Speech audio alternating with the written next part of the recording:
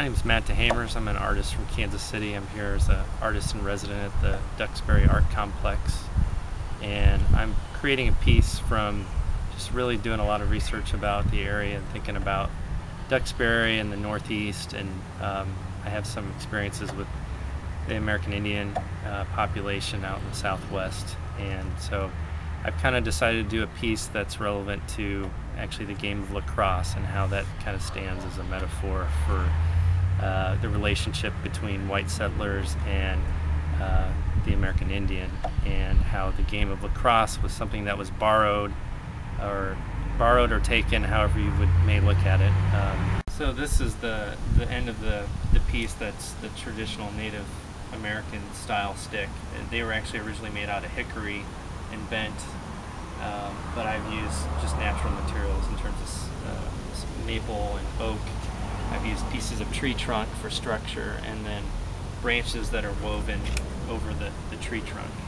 So as you come down this way, it eventually continues into what becomes more of a modern day interpretation of a lacrosse stick made out of milled white pine material.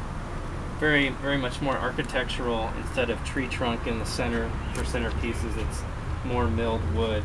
So there's an evolution and evolving of the project. Eventually it goes further down, and I haven't connected the two pieces yet, but we have what's the end of the modern day lacrosse stick, where the scoop is.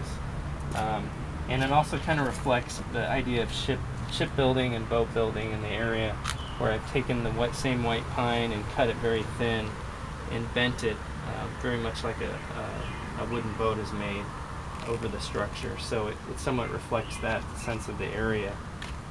So the piece overall is probably I'd say 20 to 25 feet long is what it'll be, and eventually it'll be on the grounds of the art complex. So it's sort of a contrast of the two cultures and how they come together, and also not so much come together. So it works as a metaphor for that. And as I did a lot of research of the area and decided to come to this project. Ironically, I had no idea that the men and women's lacrosse teams from the Duxbury High School had won the state title until later in the week after I had started this project.